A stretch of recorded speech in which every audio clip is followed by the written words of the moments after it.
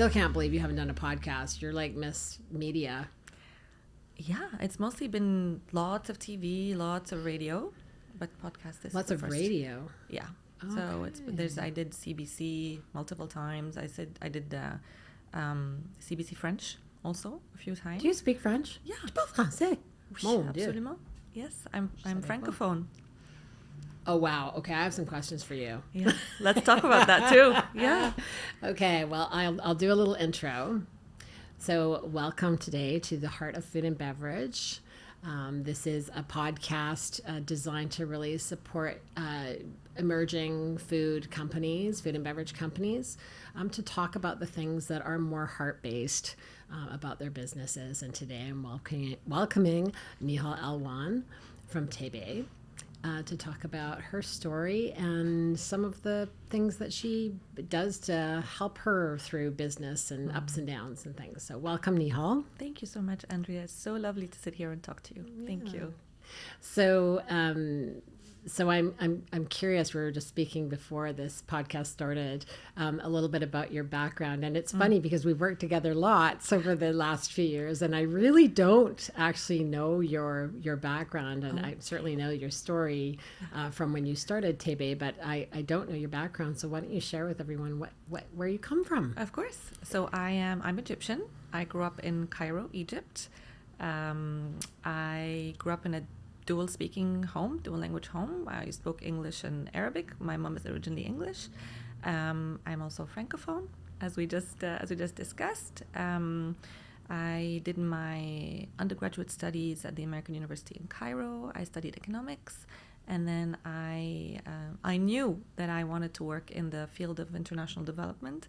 And I did my master's at the London School of Economics in Anthropology and Development Studies. Oh, I did anthropology too. Yes, that's great. Yes. Okay. And before starting this chapter in my life, I spent 17, 18 years working in international development.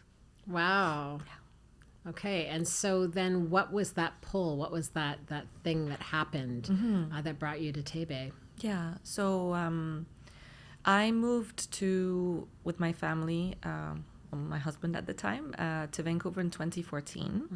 As I mentioned, prior to that, I spent many years working in the field of international development, and my focus was always on gender and women's issues in the Middle East. And that was sort of the cross-cutting theme of everything I worked on, including employment, education, financial literacy, health, and so many different things. And I'd worked in many different countries in the region. And then when I moved to Vancouver, I was still working as a consultant for the World Bank in DC. But then, if you may recall, in 2015, there was a devastating civil war that happened in Syria. Yep. And like everyone, of course, I was watching the news. And the conversation at the time was, Canada opened its doors to receiving tens of thousands of refugees from Syria. So I went and volunteered at the time with a small organization that was providing information sessions to newly arrived families. I speak Arabic, of course, so I was doing interpretation and sort of help and so on. And I went and I met so many families that had literally just arrived. So they were still at motels. I remember distinctly a motel on Kingsway. And then the question that stayed with me was specifically with regards to the women. I met so many women, most of them had 3, 4, 5 children. And I was thinking, well, what are these women going to do? They're not, how are these going to settle here? These are people who basically lost everything. They didn't really choose to come here. They kind of had to leave. They left their hometowns, their villages, their homes, family members, and so on. So the question was, what are these women going to do? Right. And that thought was the sort of the seed behind the entire Tayybeh project. Beautiful. It's funny because I actually, there's a guy that works in the industry, and he is from he's from Eastern Europe, and same thing. Wars had brought him over here and his family, and one of the things that really touched me that he said that I'd never thought about is he said, it's one thing to, people will often say like, oh, it's so great you're coming to this country, and isn't it wonderful, and isn't it great? And he said, I walk down the street and it doesn't even smell like my hometown. So, he's like, I think people need to understand that as grateful as we are to be here, it doesn't feel at all familiar. It is literally like taking, a fish out of water, right? And saying, here, be grateful that you're even here on land, right? And it's like, what? Yeah. So, absolutely. yeah. Absolutely. I think, as you said, people really need to be able to distinguish between immigration and basically being forced to flee where you come from, and then you come here, and it's really like a out of body experience where they'd rather be home. They would much rather be home. They would much rather be in their homes with their families, with their loved ones, and speaking their language and being surrounded by culturally relevant things. So it's a very difficult experience. Yeah. So what you've created, then I can see this, and just to let the listeners and viewers know that I have spent quite a bit of time at Tayybeh. Their location is on McDonald and 4th. And the camaraderie and just the beautiful nature of that staff when they're all together, it really feels like family to me. So true. When I see all of you together and in the kitchen and working together. It just seems like, I can't explain it. It really does feel like a family, and it feels like they've found their place, which is a beautiful thing to see. And I hope you're proud of the work you've done. I know it's really hard for you. I know that because I know when we do things from our heart, we're not doing it for praise. We're not doing it to, get those kudos. We're doing it because we just have to, right? It's something you just felt driven to do. Absolutely. Yeah. Absolutely. And this is exactly what happened sort of in my case. After I started volunteering with women, and I had this idea of, what are we going to do? What can I do to support newly arrived refugee women? And my thought at the time was, what do I know about Syria and Syrian people? It's the fact that their cuisine is absolutely incredible. My thought was, okay, let's do something around food. Now, I didn't come into this wanting or having any ambition to start a business. Or a food business, for that definitely matter. not. I would when I would think about myself, I would say I don't have an entrepreneurial bone in my body. I don't know anything about business. I don't like numbers. All of these things that I thought I knew about myself. But really, this experience and this project, I think, changed my perceptions about myself. And as you mentioned, I felt compelled to start something and to continue to do something to support refugee women. As you might know, we started with 4 women during our the first pop-up dinner events, and then slowly the team grew, and it went from pop-up dinners to full-service catering, and then with the pandemic, we started with the packaged products, and then the restaurant, and so on. So Tayybeh as an entity has evolved. I have evolved with it, but the theme and the motivation behind it, the mission, is to continue to support women. And for me, this is never meant to be a business where there's a hierarchy. There's Nihal, who's like the boss, and then there's the team. No, that is not how it's supposed to be. It is the way I perceive it, and I think, and I hope this is how the team sees it too. It's as horizontal as possible, because they know so many things that I don't know.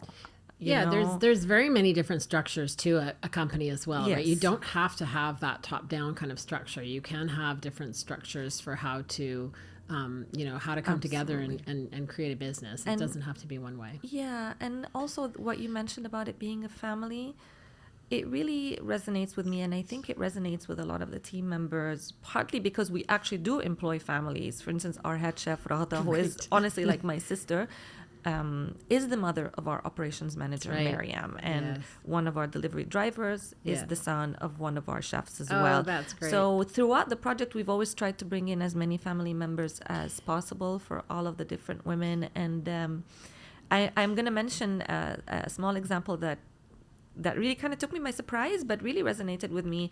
A few weeks ago, we had a really lovely event at Tayybeh. Tayybeh was very busy. The restaurant was super busy. There were so many people and so on. Yeah. And at the end of the evening, the team was coming out of the kitchen. So we high-fived each other. It was such a successful, we hugged and so on.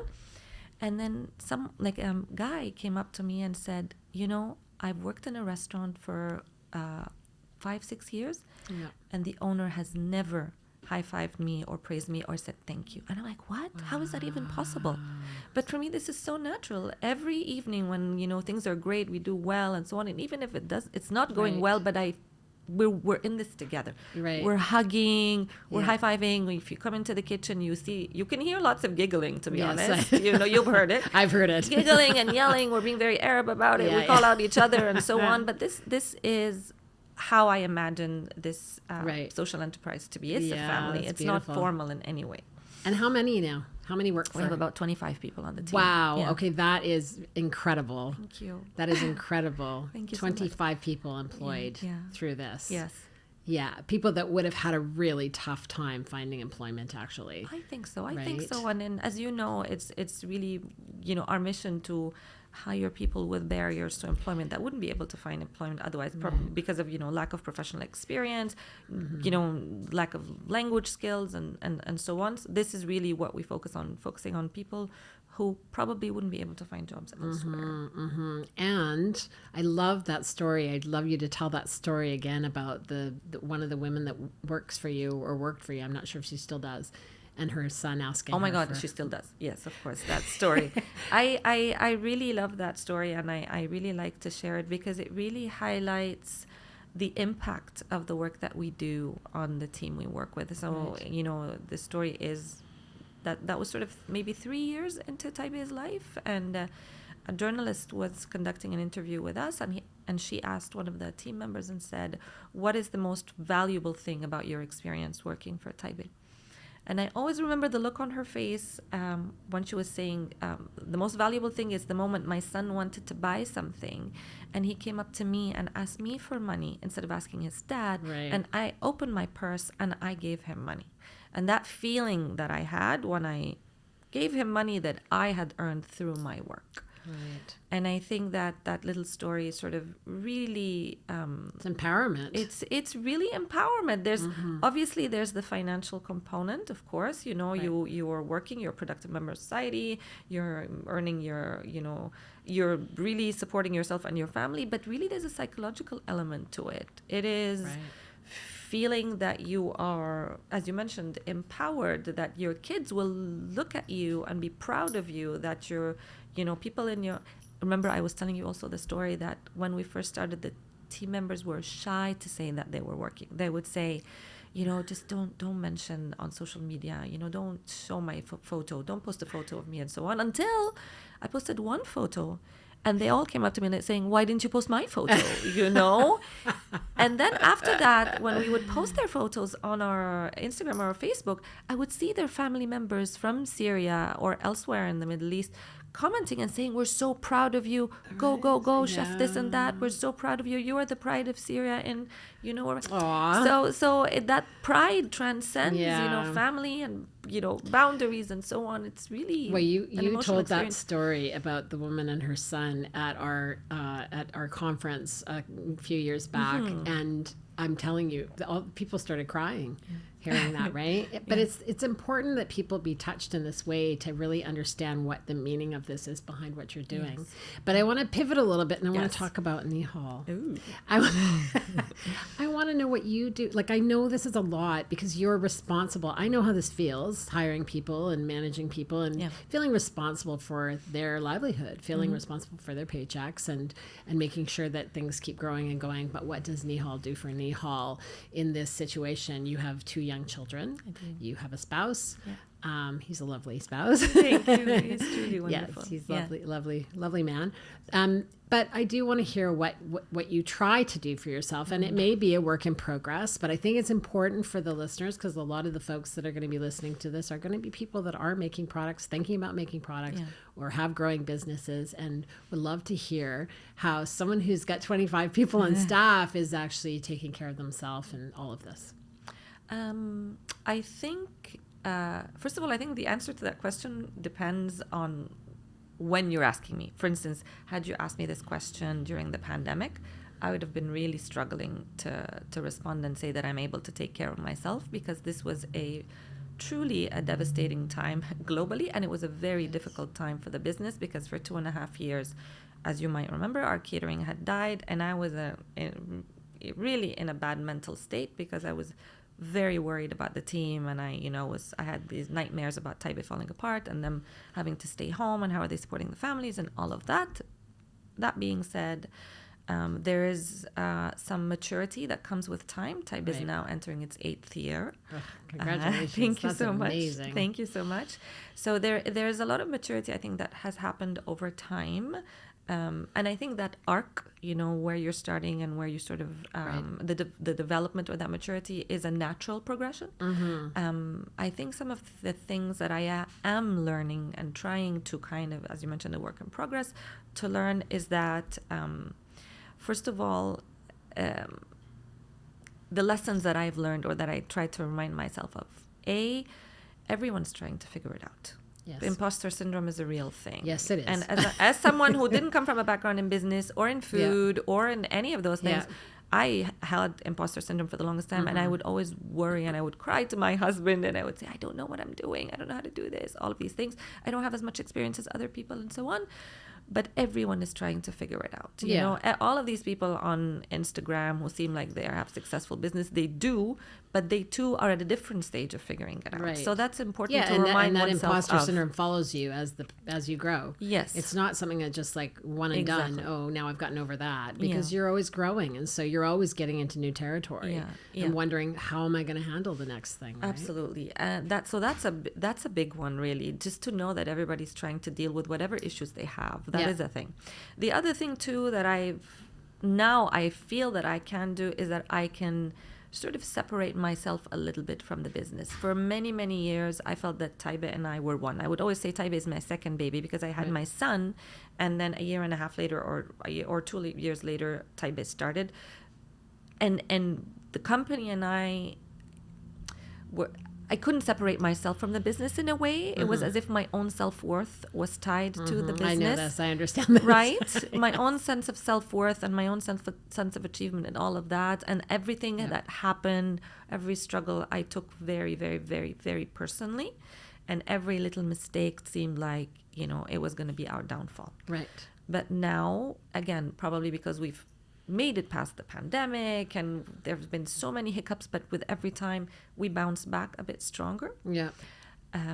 I feel that I can separate myself a little bit and have a bit of a bird's eye view, and I don't sweat the small stuff as much as I used to. That's good to hear. So that's something that I've developed over time, not to be as anxious about every little thing and take everything, like everything goes into my heart. Right. I tried to develop slightly thicker skin.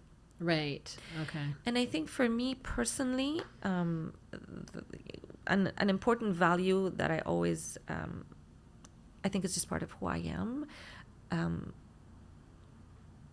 I really, I follow my heart, That's good. I follow my heart. So I've made decisions that I think, had I been somebody else who really is completely focused on the numbers or who nickels and dimes everything, I probably wouldn't have made if I were that person. But I'm happy that I've been able to make decisions that I don't want to say are emotional, but I've been able to focus on the mission, on who we are, on who we're trying to support, even at times when other people might not have done so. Right. You know what I mean? There have been times when people have said, you need to shut down now. They just need to go on right, EI. But you had an intention. And I firmly believe that when you have an intention and it is for the greater good, it's pretty tough to take that down. It's pretty tough. It's not hard for that stuff to crumble when it's self-serving. Yes.